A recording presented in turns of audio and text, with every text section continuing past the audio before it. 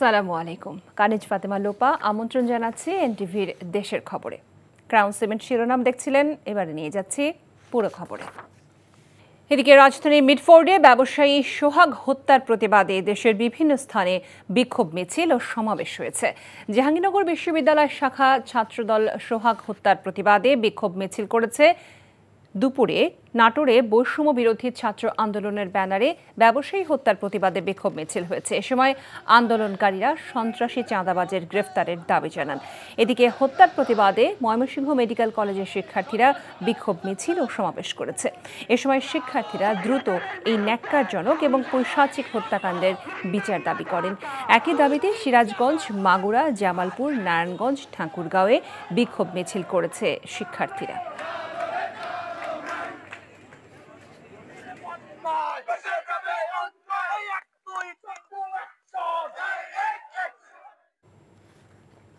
চট্টগ্রামের বায়েজিদ বোস্তামি থানার রৌফাবাদ এলাকায় স্ত্রীকে নৃশংসভাবে হত্যার পর লাশ 11 টুকরো করার প্রধান আসামি ঘাতক স্বামী সুমনকে গ্রেফতার করেছে র্যাব।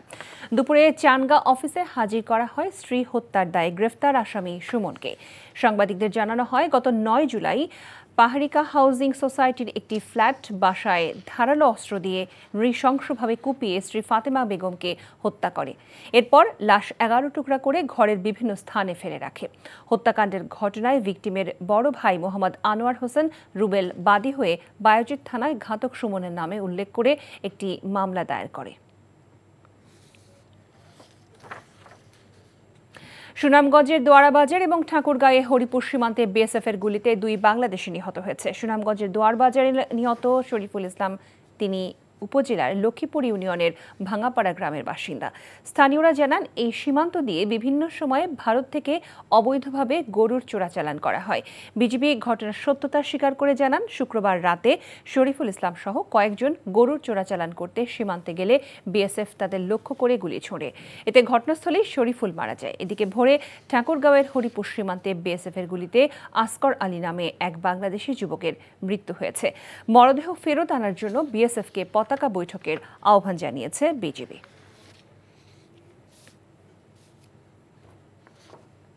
বিএনপির স্থায়ী কমিটির সদস্য ডক্টর আব্দুল মঈন খান বলেছেন, আগে বিচার ও সংস্কার, তারপর নির্বাচন।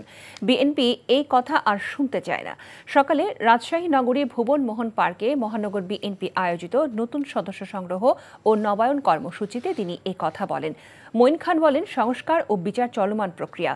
অন্তর্বর্তীকালীন সরকারের প্রধান দায়িত্ব গণতন্ত্র ফিরিয়ে নিয়ে আসা, যত দ্রুত সম্ভব নির্বাচনের মাধ্যমে জনগণের হাতে গণতন্ত্র ফিরিয়ে দেয়া। বিগত আওয়ামী লীগের নেতাকর্মীদের মতো আচরণ করা থেকে বিএনপির নেতাকর্মীদের বিরত থাকতে নির্দেশ দেন তিনি।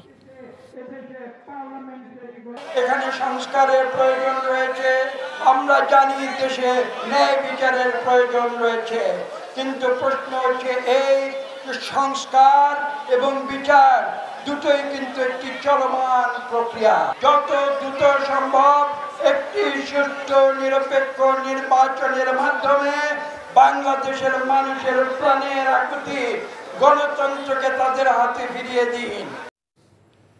আগামী নির্বাচনের আগে যে কোনো মূল্যে সরকার আইন শৃঙ্খলা পরিস্থিতি উন্নতি করবে বলে জানিয়েছেন প্রধান উপদেষ্টার উপপ্রেস সচিব আবুল কালাম আজাদ। সকালে রাজশাহীতে মতবিনিময়কালে তিনি একথা বলেন। আমরা চেষ্টা করব কোনো রাজনৈতিক দল যেন তার নিজস্ব নির্বাচনী আচরণবিধির বাইরে গিয়ে অন্যের জন্য কোনো ধরনের প্রতিবন্ধকতা সৃষ্টি না করতে পারে। আমরা দৃঢ়ভাবে বিশ্বাস করি প্রশাসন এবার নিরপেক্ষভাবে কাজ করবে।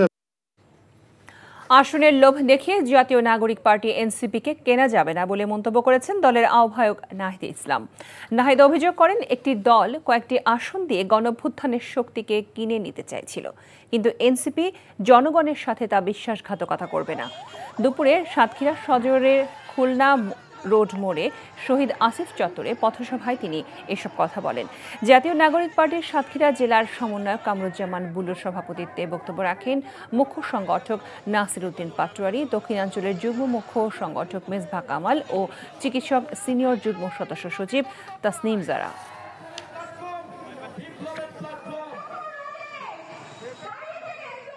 বৈষম্য বিরোধী ছাত্র আন্দোলন গণঅভ্যুত্থানের প্ল্যাটফর্ম, বিপ্লবের প্ল্যাটফর্ম।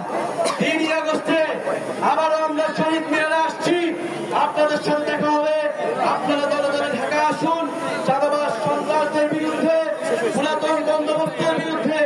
আমরা নতুন করে ইস্তেহার দিব।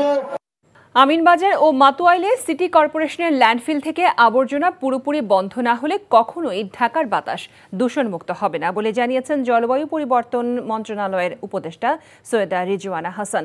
সকালে সাভার উপজেলা পরিষদ মাঠে জেলা প্রশাসন আয়োজিত সভায় 1 লাখ বৃক্ষরোপণ কর্মসূচিতে তিনি একথা বলেন। পরিবেশ রক্ষায় একদিনে সাভারে 1 লক্ষ বৃক্ষরোপণের কর্মসূচি গ্রহণে প্রশাসনের উদ্যোগকে স্বাগত জানানোর সাথে বুড়িগঙ্গা রক্ষায় সবাইকে এগিয়ে আসার আহ্বান জানান তিনি। অনুষ্ঠানে উপস্থিত ছিলেন উপজেলা নির্বাহী অফিসার আবু বকর সরকার এবং ঢাকার বিভাগীয় কমিশনার শরফুদ্দিন আহমেদ চৌধুরী। পাবনার ঈশ্বরদীতে বালুমহল দখল নিয়ে সন্ত্রাসী কাকন বাহিনীর এলোপাতারি গুলিতে সোহান নামে 1 রাখাল গুলিবিদ্ধ হয়েছে।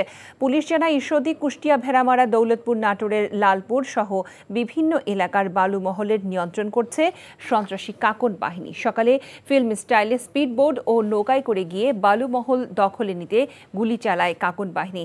এ সময় ঘাস কাটতে গিয়ে সোহান হোসেন গুলিবিদ্ধ হন। কাকন বাহিনী পতিত আওয়ামী লীগের সহযোগী সংগঠন যুবলীগের নেতা ছিলেন বলে পুলিশের দাবি।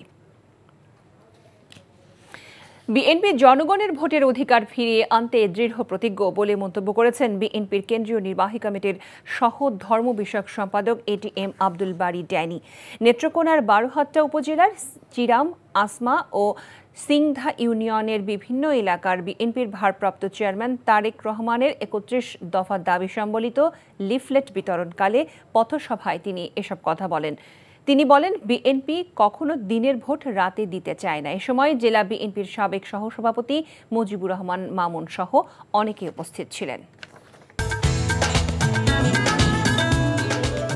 এই ছিল দেশের খবরে। এই খবরের ভিডিও সহ আপডেট জানতে ভিজিট করুন এনটিভি অনলাইন www.ntvbd.com। এছাড়াও এনটিভির জনপ্রিয় সব অনুষ্ঠান ও খবরের আপডেট জানতে ভিজিট করুন আমাদের ইউটিউব ও ভেরিফাইড ফেসবুক পেজ। 6টায় ইভিনিং নিউজ দেখার আমন্ত্রণ রইল। ধন্যবাদ সবাইকে।